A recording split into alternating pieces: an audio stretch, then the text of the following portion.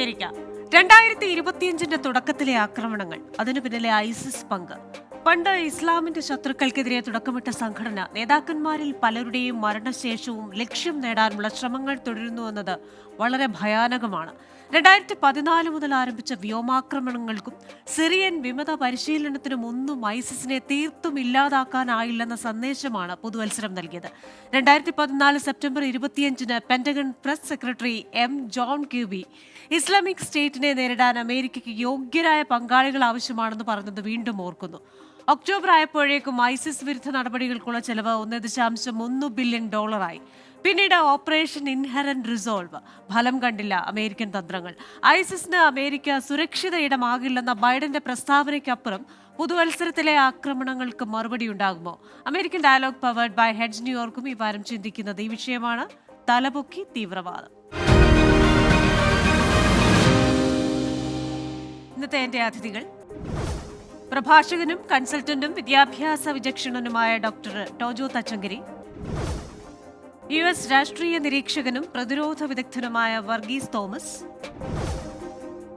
Republican party രാഷ്ട്രതന്ത്രജ്ഞനും Pennsylvania party മെമ്പറുമായ സ്റ്റാൻലി ജോർജ് എന്നിവരാണ്. എല്ലാ അതിഥികൾക്കും എല്ലാ പ്രേക്ഷകർക്കും American dialogue powered by Hedge ന്യൂയോർക്കിലേക്ക് സ്വാഗതം. അതിഥികളിലേക്കാണ് ആദ്യം ഡോക്ടർ ടോജോ തച്ചങ്കരിയിലേക്കാണ്. ഡോക്ടർ ടോജോ, ഈ 9/11 അറ്റാക്ക് നമുക്ക് ഓർമ്മയുണ്ട്. അതിനുശേഷം ഭീകരവാദം അങ്ങനെ തലപൊക്കുന്നില്ല. പക്ഷേ ഇപ്പോൾ ഈ 2025 തുടക്കത്തിൽ വരുന്ന ഈ ആക്രമണങ്ങൾ, അത് നൽകുന്ന സന്ദേശം എന്താണ്? ഇതിനെ രണ്ട് രീതിയിൽ കാണേണ്ടതുണ്ട്. ഒന്ന്, തീവ്രവാദികളിൽ നിന്ന് ഇസ്ലാമിസ്റ്റ് ടെററിസ്റ്റ് നമുക്ക് പറയാൻ പറ്റത്തില്ല. ഈ പല കേസുകളിലും മെന്റൽ ഇഷ്യൂസ് ആണ്. ഇപ്പൊ ഈ ജബാർ തന്നെ, പുള്ളിയുടെ ആദ്യത്തെ പ്ലാൻ ഫാമിലിയെ മെമ്പേഴ്സിനെ കില്ല് ചെയ്യുക എന്നുള്ളതായിരുന്നു. അത് നടക്കാതെ വന്നപ്പോഴാണ് ഇങ്ങനെ ന്യൂ ഓർലിൻസിൽ പോയി ചെയ്തിരിക്കുന്നത്. അവരുടെ ബാക്ക്ഗ്രൗണ്ട് നോക്കുകയാണെങ്കിൽ ഒരിക്കലും നമുക്ക് ഇങ്ങനൊരു ടെൻഡൻസി ഉണ്ടെന്ന് കണ്ടുപിടിക്കാൻ പറ്റില്ല. അതുപോലെ തന്നെ ലാസ് വേഗസിലെ ടെസ്ല സൈബർ ട്രക്ക് ചെയ്തത് ഒരു വളരെ ഡെക്കറേറ്റഡ് വെറ്ററൻ ആയിരുന്നു. US ആർമിയിലെ ബെറേറ്റ് എന്നുള്ളതിൽ വളരെ ഡിസ്റ്റിങ്വിഷ്ഡ് ഒരു വൈറ്റ് പേഴ്സൺ ആയിരുന്നു. നമ്മൾ 2010 മുതൽ ഇപ്പോഴുള്ള ടെററിസ്റ്റ് അറ്റാക്ക് നോക്കുകയാണെങ്കിൽ രണ്ട് കാറ്റഗറിയാണ്. ഒന്ന് വൈറ്റ് സുപ്രീമിസ്റ്റ്, രണ്ടാമത് ഇസ്ലാമിസ്റ്റ്. ഈ രണ്ട് നമ്പറും ഏകദേശം ഒരുപോലെയാണ് വരുന്നത്. ഉദാഹരണത്തിന് 2010 ഒരു പാകിസ്ഥാനി ഒരു ബോംബ് ടൈം സ്ക്വയർ ചെയ്യാൻ നോക്കിയത് നടന്നില്ല. പിന്നെ 2011 10 പേര് മരിച്ചത് മെന്റൽ ഇൻസ്റ്റബിലിറ്റി ഉള്ള ഒരാൾ കാരണമായിരുന്നു. ടൂഷോൺ അരിസോണയിലായിരുന്നു അങ്ങനെ വന്നത്. പിന്നെ ബോസ്റ്റൺ മാരത്തോൺ എല്ലാവരും കേട്ടിട്ടുള്ളതാണ്, 3 പേര് മരിച്ചു. അത് സോർട്ട് ഓഫ് ഇസ്ലാമിസ്റ്റ് ആയിരുന്നു. ചാൾസ്റ്റണിൽ ഒരു പള്ളിയിൽ ഒരു വെള്ളക്കാരൻ പയ്യൻ പോയി 14 പേരെ കൊന്നു. അവർ ബ്ലാക്ക് ആയിരുന്നു. അത് കൂടുതലും റേസിസം ആയിരുന്നു. പിന്നെ സാൻ ബെർണാഡിനോയിൽ 2015 ഒരു പാകിസ്ഥാനി കപ്പിള് 24 പേരെ കൊന്നു. അത് ഓഫ് കോഴ്സ് ഇസ്ലാമിക് ടെററിസം ആയിരുന്നു. ഒർലാൻഡോ ഒരു നൈറ്റ് ക്ലബില്, അത് കൂടുതലും ഹോമോസെക്സ്വൽസിന് അഗൻസ്റ്റ് ആയിരുന്നു. പക്ഷെ അതൊരു മുസ്ലിം ആയിരുന്നു ചെയ്തത്. 49 പേര് മരിച്ചു. ഷാർലറ്റ്സ്വില്ലാണ് ഏറ്റവും ക്ലോസ്, വെർജീനിയ, നമ്മൾ താമസിക്കുന്നതിന്റെ അടുത്താണ്. അത് ഈ ഒർലാൻഡോയിലെ ന്യൂ ഓർലിൻസിലെ പോലെ തന്നെയാണ്. ഒരു കാറ് ചെന്ന് ഒരു ഗ്രൂപ്പിലൊരു കയറുകയായിരുന്നു. അതൊരു വൈറ്റ് സുപ്രീമിസ്റ്റ് ആയിരുന്നു. അവരെ ട്രംപ് ആക്ച്വലി സപ്പോർട്ട് ചെയ്യുകയും ചെയ്തു. പറഞ്ഞു there are good people on both sides എന്നും പറഞ്ഞു. അപ്പം ഒരു വണ്ടി ചെന്ന് കയറുന്ന മോസ്റ്റ് റീസെന്റ് അറ്റാക്ക് ഈ വെർജീനിയയിലായിരുന്നു. അത് ഒരു വൈറ്റ് സുപ്രീമിസ്റ്റ് ആണ് ചെയ്തിരിക്കുന്നത്. പിന്നെ ഒരു സിനഗോഗില് ജൂയിഷിന്റെ ഒരു അറ്റാക്ക് ഉണ്ടായിരുന്നു 2018. 11 പേര് മരിച്ചു. അത് ജൂസിനെതിരായിട്ടുള്ളതായിരുന്നു. ഒരു വൈറ്റ് പേഴ്സൺ ആണ് അത് ചെയ്തത്. എൽപാസോ വാൾമാർട്ടില് 23 പേര് കൊന്നു. അത് ആന്റി ഇമിഗ്രന്റ് ഒരു വെള്ളക്കാരനാണ് വെടിവെച്ചത്. പിന്നെ ക്യാപിറ്റൽ അറ്റാക്ക് 2021 ഈയിടെ നടന്നതാണ്. 2021 5 പേര് മരിച്ചു. അതും വൈറ്റ് സുപ്രീമിസ്റ്റ് ആണ് അതിനെ ചെയ്തിരിക്കുന്നത്. അങ്ങനെ നോക്കുമ്പോൾ നമുക്കിത് ഇസ്ലാമിസ്റ്റ് എന്ന് മാത്രം പറയാൻ പറ്റത്തില്ല. ഇപ്പൊ നമ്മൾ റിസർച്ച് നോക്കുകയാണെങ്കിൽ അമേരിക്കയിലെ biggest terrorism issue white supremacist എന്നാണ്, not from Islamist. Islamist are big issue. പക്ഷേ compared to the number of people killed, white supremacism is the biggest threat to America, not Islam's. പക്ഷേ അതും നമ്മൾ കെയർഫുൾ ആയിരിക്കണം. Within ഇസ്ലാം നോക്കുമ്പോൾ ഒരു pattern ഇല്ല. Organised ISIS ഒന്നും ഇപ്പോൾ ഇവിടെ ഇല്ല. ഇൻഡിവിജ്വൽസ് മെന്റൽ ഇൻസ്റ്റബിലിറ്റി കാരണമാണ് ഇത് കൂടുതലും ചെയ്യുന്നത്. ഈയിടെ നടന്ന new ഓർലീൻസിലെ he was a very family oriented person. Nobody thought he will do it. ഒരു ട്രെൻഡും ഇല്ലായിരുന്നു. ഡിലോയിറ്റിലെ കൺസൾട്ടന്റ് ആയിരുന്നു. അപ്പോൾ ഒരിക്കലും പ്രിഡിക്റ്റ് ചെയ്യാൻ പറ്റാത്തൊരു പാറ്റേൺ ആണ്. പക്ഷെ ഓർഗനൈസ്ഡ് ഇസ്ലാമിസ്റ്റ് ടെററിസം അമേരിക്കയിൽ ഇപ്പൊ ഇല്ല. അത് പോയി. That was 9/11 was the last one, 2001. അത് കഴിഞ്ഞ് ഓർഗനൈസ്ഡ് ആയിട്ട് പ്രീ പ്ലാൻഡ് ഗ്രൂപ്പ് ആയിട്ടുള്ള ഒരു ടെററിസം അറ്റാക്ക് ഇസ്ലാമിസ്റ്റ് അമേരിക്കയിൽ ഇതുവരെ ഉണ്ടായിട്ടില്ല. മെന്റൽ ഇൻസ്റ്റബിലിറ്റി കാരണം ആൾക്കാർ ചെയ്തിട്ടുണ്ട്. അപ്പോൾ പെട്ടെന്ന് ഇതൊരു വലിയ ഇസ്ലാമിസ്റ്റ് ഇഷ്യൂ ആണെന്നും പറഞ്ഞ് എക്സാജറേറ്റ് ചെയ്യുന്നതിൽ ഒരർത്ഥവുമില്ല. ഇതാണ് എൻ്റെ അഭിപ്രായം. ശരി. ശ്രീ സ്റ്റാൻലി ജോർജ്, ഡോക്ടർ ടോജോ തച്ചങ്കരി പറഞ്ഞത് കേട്ട് കാണുമല്ലോ. സൈക്കോളജിക്കൽ ഇൻസ്റ്റബിലിറ്റി ഉള്ള ചില ആൾക്കാർ അവരുടെ ആ ഇമോഷണൽ ഇൻസ്റ്റബിലിറ്റി അതിൻ്റെ ഒരു പീക്കിലെത്തുമ്പോൾ ഉണ്ടാകുന്ന ഒരു സംഭവം എന്നതിലുപരി ഇതിനെ കാണുന്നുണ്ടോ? മറ്റൊന്ന്, അമേരിക്കയുടെ ഒരു വിദേശ നയം അത് ഇത്തരത്തിലുള്ള സംഭവങ്ങൾക്ക് കാരണമാകുന്നുണ്ടോ? ഈ പറയുന്ന ഐസിസ് പോലെയുള്ള ഗ്രൂപ്പുകൾ ഇപ്പോഴും അമേരിക്കയിൽ സജീവമാണോ? അതോ ഈ പറയുന്നത് പോലെ അത് ഒന്നുമല്ല, ഈ individual mental emotional psychological instability കാരണം ചിലരിൽ നിന്നുണ്ടാകുന്ന ആക്രമണങ്ങൾ, അതിൽ തന്നെ വൈറ്റ് സുപ്രീമസി കൂടുതൽ മുന്നിട്ട് നിൽക്കുന്ന ഒരു രാജ്യം കൂടിയാണ് അമേരിക്ക എന്ന ആ statement? Christiana, thank you. Doctor Jojo പറഞ്ഞ പല കാര്യങ്ങളും വാസ്തവമാണ്. കഴിഞ്ഞ ഒരു 50 വർഷം കൊണ്ട് ഒരു 3000-ലധികം ഭീകരാക്രമണങ്ങൾ ചെറുതും വലുതും അമേരിക്കൻ മണ്ണിൽ ഉണ്ടായിട്ടുണ്ട്. അതിലൊക്കെ തന്നെ അമേരിക്ക പൗരന്മാരും ധാരാളം ഉൾപ്പെട്ടിട്ടുണ്ട്. അവർക്ക് തന്നെ ഓരോ കാര്യങ്ങൾ ആകർഷണമായിട്ട്, ഇപ്പൊ ന്യൂ ഓർലീൻസിലെ ആൾ തന്നെ ഐസിസിന്റെ ആശയങ്ങളിൽ ആകർഷണമായിട്ടുള്ള ആളാണെന്ന് പ്രസിഡന്റ് ബൈഡൻ തന്നെ ഇന്നലെ പ്രഖ്യാപിച്ചു കഴിഞ്ഞു. കാരണം അങ്ങനെയുള്ള അന്വേഷണമാണ് അവർ കണ്ടെത്തിയത്. അപ്പോൾ ഇതിന്റെ പ്രധാനപ്പെട്ട കാര്യം, ഇപ്പൊ അമേരിക്കൻ പൗരന്മാരെ നമുക്ക് നാട് കടത്താൻ പറ്റില്ല, അല്ലെ? ഇവിടെ ജനിച്ചു വളർന്ന ആളുകളാണ്. അവർ നാളെ മാനസിക പ്രശ്നങ്ങൾ കൊണ്ടോ അല്ലെങ്കിൽ മറ്റെന്തെങ്കിലും കാരണങ്ങൾ കൊണ്ടോ ഇങ്ങനെയുള്ള ആക്രമണങ്ങൾക്ക് മുമ്പിട്ടിറങ്ങിയാൽ നമുക്കൊന്നും ചെയ്യാൻ പറ്റില്ല. പക്ഷെ നമുക്ക് ചെയ്യാൻ പറ്റുന്ന കാര്യമുണ്ട്. ഇവിടെ 9/11 കഴിഞ്ഞ ശേഷമായിട്ടാണ് department of homeland security DHS രൂപീകരിച്ചത്. അതിന്റെ ഉദ്ദേശം തന്നെ എന്താണ്?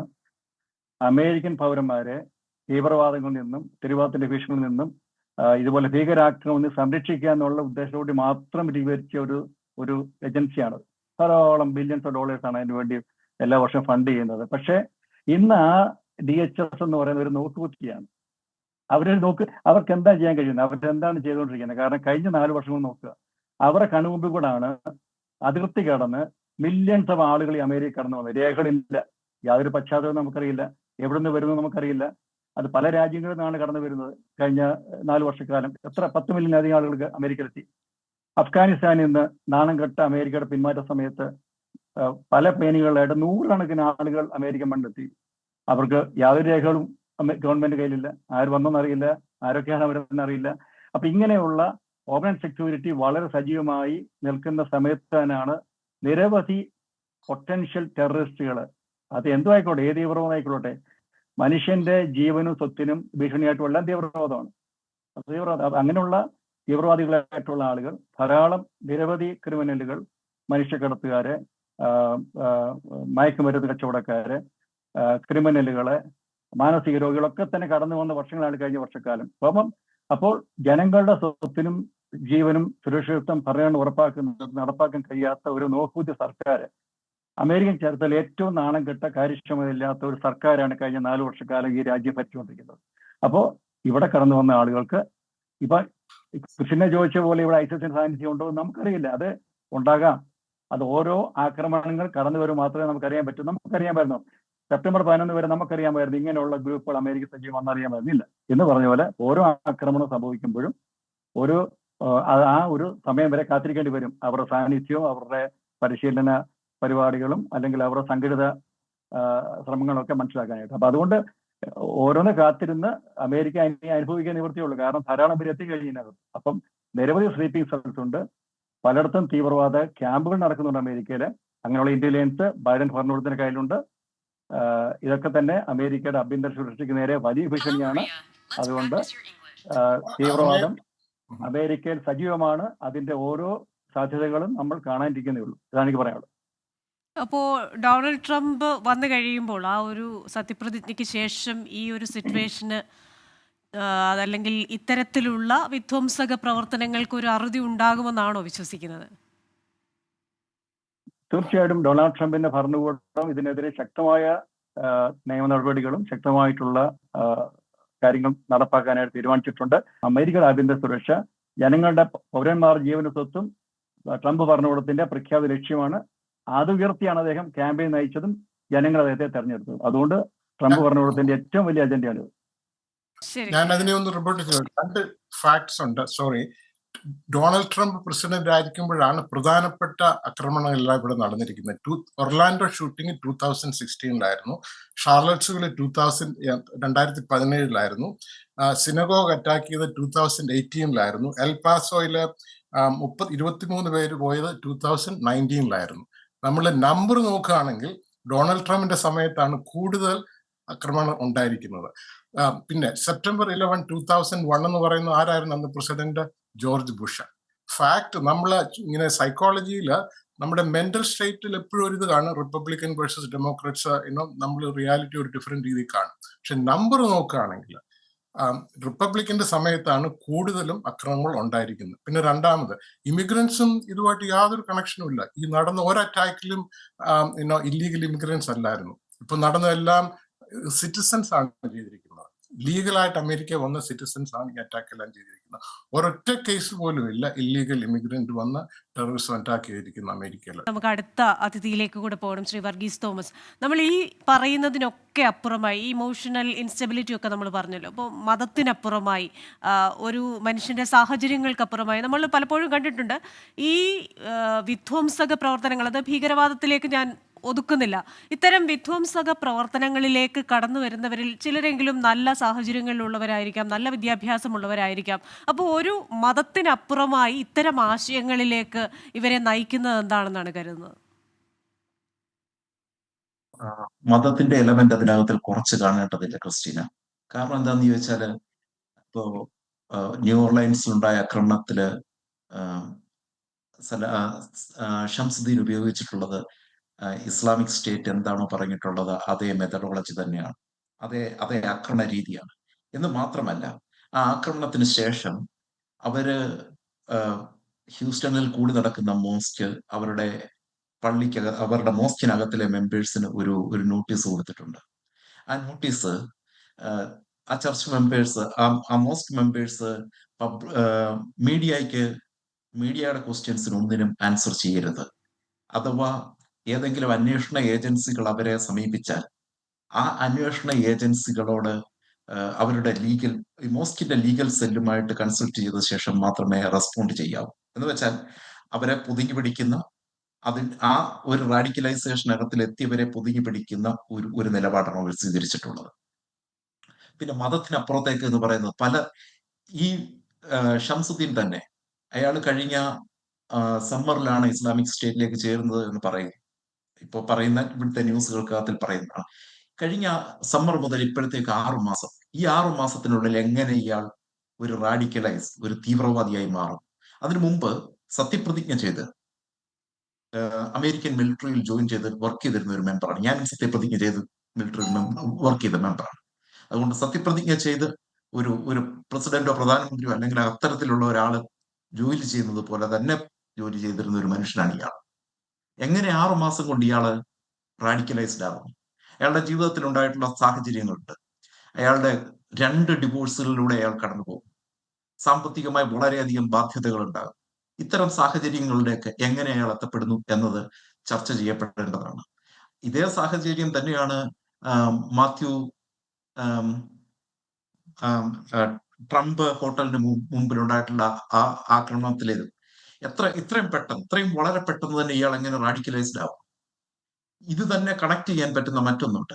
കഴിഞ്ഞ കുറച്ച് ദിവസങ്ങളെ ആയിട്ടുള്ളൂ യുണൈറ്റഡ് ഹെൽത്ത് കെയറിന്റെ സിഇഒയെ ന്യൂയോർക്ക് സിറ്റിയിൽ വെച്ച് വെടിവെച്ചു. ആരാണ് ഇയാളുടെ ചെവിയിൽ? നോക്കൂ, അയാൾ അമേരിക്കയിലെ ഏറ്റവും വളരെ വളരെ വെൽത്തി ആയിട്ടുള്ള വളരെ സാഹചര്യങ്ങളുള്ള ഒരു ഇറ്റാലിയൻ ഫാമിലിയിൽ ജനിച്ചു വളർന്നിട്ട് മില്യൺസ് ഓഫ് അസറ്റ്സ് ഉള്ള ഒരു ഇറ്റാലിയൻ ഫാമിലിയിൽ ജനിച്ച് യൂണിവേഴ്സിറ്റി ഓഫ് പെൻസിൽവേനിയയിൽ നിന്ന്, ഐവി ലീഗ് കോളേജിൽ നിന്നും പഠിച്ചിറങ്ങി 3 മാസങ്ങൾ അയാൾ ഡിസപ്പിയർഡ് ആണ്. ഈ 3 മാസങ്ങൾ അയാളുടെ ചെവിയിൽ ആരാണ് ഒരു കൊലപാതകം നടത്തത്തക്ക രീതിയിൽ ഉപദേശിച്ചു കൊണ്ടിരുന്നത്? ഈ പ്രത്യേകമായ സാഹചര്യങ്ങളിൽ എത്തപ്പെട്ട ഷംസുദ്ദീന് ആരാണ് ഇത്രോ പെട്ടെന്ന് ഇങ്ങനെ ഒരു സാഹചര്യങ്ങളിലേക്ക് നയിക്കുന്നത്? അവർക്ക് ഷംസുദ്ദീന്റെ ഈ ആക്രമണം എടുത്ത് നോക്കിയാൽ it's A kind of suicide. അയാൾക്ക് സൂയിസൈഡ് ചെയ്യണമെങ്കിൽ അയാൾ അങ്ങ് സൂയിസൈഡ് ചെയ്താൽ പോരെ. അപ്പോ ഇത് അന്വേഷിക്കേണ്ടതാണ്. ഒരു സൈഡിന് 65% വൈറ്റ്സ് ജീവിക്കുന്ന അമേരിക്കയിൽ ആ വൈറ്റ്സിനെ ചവിട്ടിത്താത്തുകൊണ്ട് കഴിഞ്ഞ 16 വർഷങ്ങളായിട്ട് അമേരിക്കയിൽ തുടങ്ങി വെച്ചിട്ട് ഒരു കൾച്ചറൽ ഷിഫ്റ്റ് ഉണ്ട്. ഒബാമ ഭരണത്തിലെത്തുമ്പോൾ ബ്ലാക്ക് വൈറ്റ് എന്ന് പറയുന്ന ഈ ചേരുതിരിവ് അമേരിക്കയുടെ ചരിത്രത്തിലെ ഏറ്റവും കുറഞ്ഞ നിലയിലായിരുന്നു.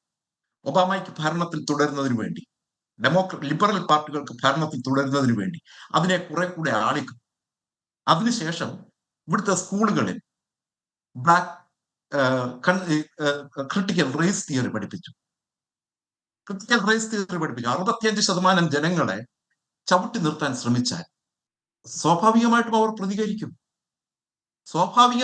പ്രതികരിക്കും. ഈ ബാലൻസ് നിലനിർത്തുന്നതിൽ ലിബറൽ ആശയങ്ങൾ കുറെ കൂടെ അക്രമോത്സഹമായ നിലപാടുകളാണ് സ്വീകരിച്ചിട്ടുള്ളത്. അത് തന്നെയാണ് ട്രംപിനെ സൃഷ്ടിച്ചത്. അപ്പൊ ഈ കാര്യങ്ങളിലൂടെ ഒക്കെ ശ്രദ്ധ തിരിച്ചുകൊണ്ട് പോകേണ്ടതായിട്ടുള്ള ഒരു സാഹചര്യം നമ്മുടെ മുമ്പിലുണ്ട്.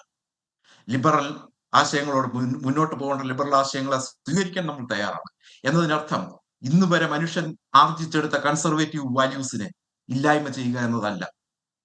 ആ കൺസർവേറ്റീവ് വാല്യൂസിനെ മെയിൻറ്റെയിൻ ചെയ്തുകൊണ്ട് മുൻപോട്ടുള്ള പോക്കിന് പറ്റുന്ന ആശയങ്ങൾ ഉണ്ടാവണം. റാഡിക്കലൈസേഷനില് കൂടുതലും വൈറ്റ് സുപ്രീമിസ്റ്റ് ശരി, റാഡിക്കലൈസേഷൻ ഡോക്ടർ ടോജോയിലേക്ക് ഞാൻ വരാം. അതിനു മുമ്പ് നമുക്ക് ശ്രീ സ്റ്റാൻലി ജോർജിൽ നിന്ന് ഡോക്ടർ ടോജോ ചോദിച്ച ചോദ്യങ്ങൾക്കുള്ള ഉത്തരം കൂടി ലഭിക്കേണ്ടതായിട്ടുണ്ട്. ശ്രീ സ്റ്റാൻലി ജോർജ്. അതെ, അതായത് കഴിഞ്ഞ ജോർജ് ബുഷിന് മുമ്പായിട്ട് ക്ലിന്റൺ ഭരണകൂടം ധാരാളം ആളുകളെ ഇവിടെ റെഫ്യൂജീസ് ആയിട്ട് അമേരിക്കയിൽ കൊണ്ടെത്തിച്ചു, ധാരാളം അവരെ കൊണ്ടു. അപ്പോൾ ഈ അമേരിക്കയിൽ എത്തുന്ന പല റെഫ്യൂജികളുടെയും പശ്ചാത്തലം, ആ റെഫ്യൂജി സ്റ്റാറ്റസ് വഴി കടന്നു വരുന്ന പല ആളുകളും നിയമവിരുദ്ധമായി അമേരിക്കയിൽ കാര്യങ്ങൾ ചെയ്യാൻ പ്ലാൻ ചെയ്ത് വരുന്നവരുണ്ട്, ക്രിമിനൽ സ്വഭാവമുള്ളവരുണ്ട്. അവരുടെ പശ്ചാത്തലം നമുക്ക് വളരെ അറിയത്തില്ല. വളരെ ലാവിഷായിട്ടുള്ള ഉദാരവൽക്കരിക്കപ്പെട്ട ഒരു ഒരു ഒരു ഒരു കുടിയേറ്റ നിയമം, അതായത് റെഫ്യൂജീസിനെ ഇവിടെ എത്താം, അവരുടെ പശ്ചാത്തലം പരിഗണിക്കുന്നില്ല, അഫ്ഗാനിസ്ഥാന് കൊണ്ടുവരുന്നു. അപ്പൊ ഇങ്ങനെ ഇവിടെ എത്തിയിട്ടുള്ള പല ആളുകളും ഇവിടെ എത്തി സ്വാധീനിക്കപ്പെട്ടതിന്റെ, പല ആശയങ്ങൾ വഴി സ്വാധീനിക്കപ്പെട്ടതിന്റെ ഒക്കെ പ്രതിഫലനമാണ് നടന്നു വന്നിരുന്ന പല ഭീകര ആക്രമണങ്ങളും, ടാർഗറ്റ് ഓഫ് വയലൻസ്. അപ്പൊ ഇതൊക്കെ തന്നെ ഏതെങ്കിലും ഒരു പാർട്ടിയോ അല്ലെങ്കിൽ ഒരാളെ വ്യക്തിപരമായി നമ്മൾ പരിചാരിച്ചിട്ട് കാര്യമില്ല. കുടിയേറ്റക്കാർ നമ്മൾ തലവെച്ച് കെട്ടേണ്ട ആവശ്യമില്ല. കുടിയേറ്റക്കാരും തന്നെ ഈ ഭീകരാക്രമണ ഭാരം എടുക്കേണ്ട ആവശ്യമില്ല. പക്ഷെ ഇവിടെ കൂടുതലായിട്ടും അത് തന്നെ സെപ്റ്റംബർ 11 ആക്രമണം എന്താണ്, അവർ കരുതിക്കൂട്ടി വന്നതാണ്. പൈലറ്റ് പരിശീലനത്തിന് വേണ്ടി കരുതിക്കൂട്ടി പ്ലാൻ ചെയ്ത് വന്നൊരു സംഘമാണ്. ഇതുപോലെ അങ്ങനെയുള്ള സംഘങ്ങൾ കടന്നു വരാൻ വേണ്ടി ഏത് പഴുതും അവർ ഉപയോഗിക്കും. അതിന് നിയമപരമോ അല്ലാത്ത വഴികളൊക്കെ ഉപയോഗിച്ചാൽ കടന്നു വരും.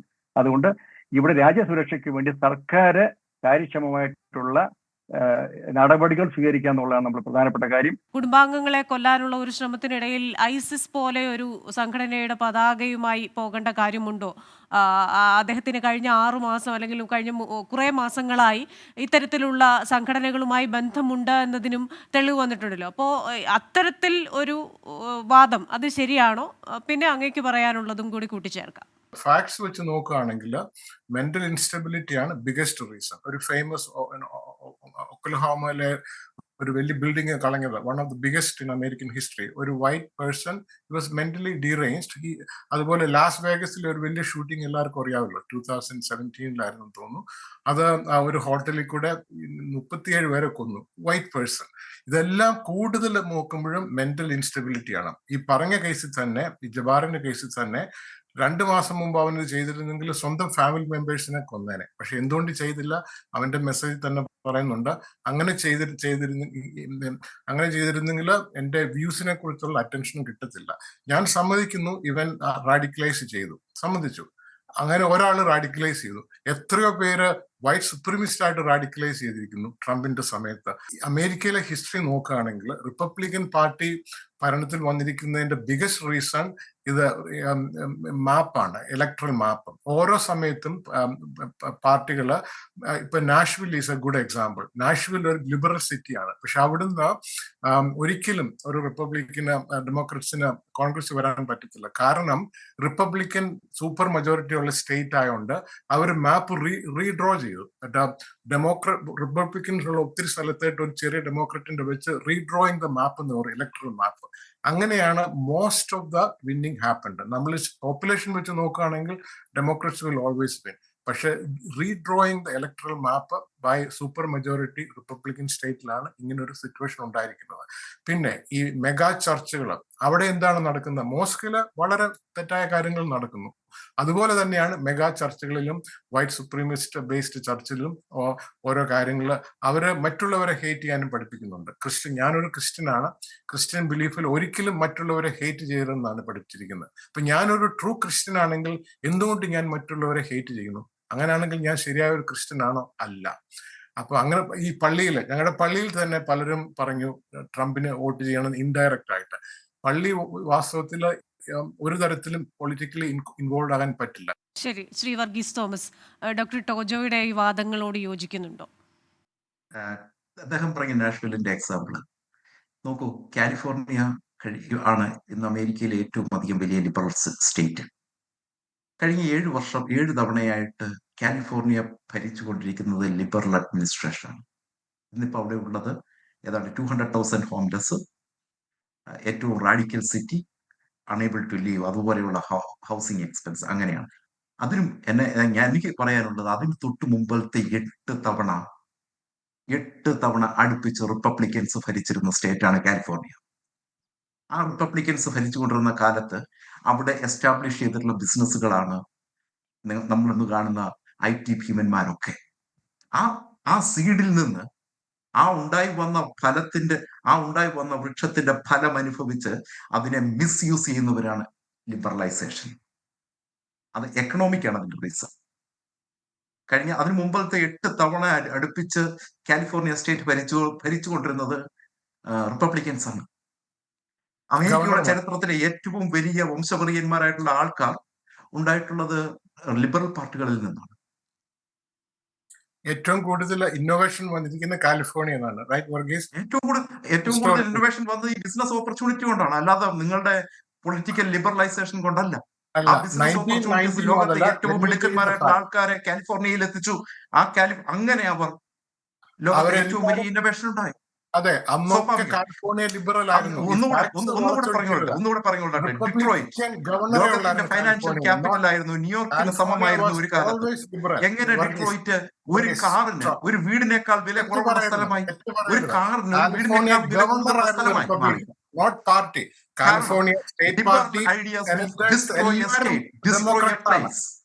Never Republican. ഇതിങ്ങനെ എന്താണ് ലോകത്തേതെങ്കിലും സ്ഥലത്ത് സ്റ്റാൻഡേർഡ് ആയിട്ടുള്ള ഒരു ലിവിംഗ് എൻവയോൺമെന്റ് ക്രിയേറ്റ് ചെയ്ത ലിബറൽ സാഹചര്യത്തെ കുറിച്ച് നിങ്ങൾക്ക് പറയാൻ സാധിക്കും?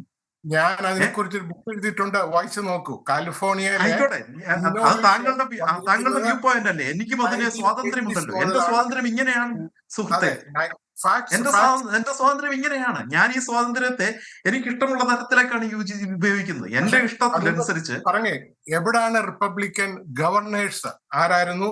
നമ്മുടെ ആർണോൾഡ് ഷ്വാസ്നാഗർ ഗവർണർ ആയിരുന്നു. 8 വർഷം റിപ്പബ്ലിക്കൻ ഭരിച്ചെന്ന് പറയുന്നത് തെറ്റാണ്.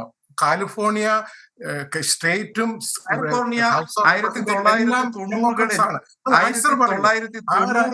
ആരാന്ന് പറ. ഈ 8 വർഷം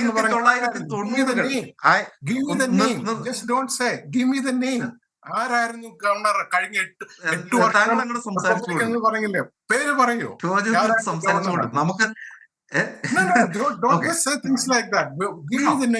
ആരായിരുന്നു ഗവർണർ അവിടെ? ഷ്വാസ്നാഗർ വാസ് ഓൺലി. അത് കഴിഞ്ഞ് ഗവർണർ വരുന്നതും അവർ ലിബറൽ എന്ന് പറയുന്നത് ഞാൻ പറഞ്ഞത്. അതിന് മുൻപോട്ടാണ് ഞാൻ പറഞ്ഞത്. ഷ്വാസ്നാഗറിന് മുമ്പോട്ടാണ് ഞാൻ പറഞ്ഞത്. ഷ്വാസ്നാഗറിന് ശേഷമല്ല ഞാൻ പറഞ്ഞത്. അത് ഗവർണർ അല്ലേ? ഗവർണർ മാത്രമല്ല, സ്റ്റേറ്റ് റിപ്പബ്ലിക്കൻ സ്റ്റേറ്റ് ആയിരുന്നു 90-കളിൽ.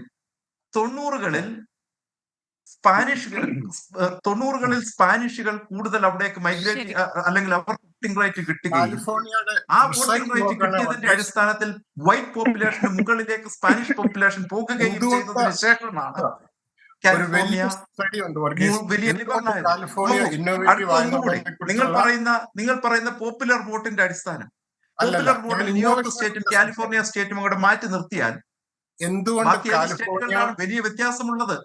ഓക്കെ, ഞാൻ അതിനെ കുറിച്ചല്ല പറയുന്നത്. വർഗീസ് പറഞ്ഞില്ലേ എല്ലാ കമ്പനികളും അവിടെ വന്നെന്ന്. 1990 മുതലാണ് ഇന്നോവേഷൻ അവിടെ തുടങ്ങിയിരിക്കുന്നത്. ആപ്പിള് മറ്റേ മറിച്ചും ഒക്കെ ലോകം മുഴുവൻ ആൾക്കാർ കാലിഫോർണിയ 1990 മുതലാണ് സുഹൃത്തെ ഈ പറയുന്ന ശരി, നമുക്ക് സമയപരിമിതിയുണ്ട്. മാത്രമല്ല വിഷയത്തിൽ നിന്ന് വ്യതിചലിക്കാനും പറ്റില്ല. എന്തായാലും ഇത്തരത്തിലുള്ള ആക്രമണങ്ങൾ ഇനിയും ഉണ്ടാകാതിരിക്കട്ടെ എന്ന് നമുക്ക് പ്രതീക്ഷിക്കാം. ഈ ചർച്ചയിൽ പങ്കെടുത്തതിന് വളരെ നന്ദി ഡോക്ടർ ടോജോ തച്ചങ്കരി, ശ്രീ വർഗീസ് തോമസ് ആൻഡ് ശ്രീ സ്റ്റാൻലി ജോർജ്. എന്തായാലും ഇത്തരത്തിലുള്ള ആക്രമണങ്ങൾ മനുഷ്യ ജീവനും സ്വത്തിനും അപകടമുണ്ടാക്കുന്ന കാര്യങ്ങൾ ആവർത്തിക്കാതിരിക്കട്ടെ. American dialogue powered by head New York ഈ വാരം ഇവിടെ പൂർണ്ണമാവുകയാണ്. അടുത്തയാഴ്ച മറ്റൊരു വിഷയവുമായി വീണ്ടും കാണാം. Till then stay safe.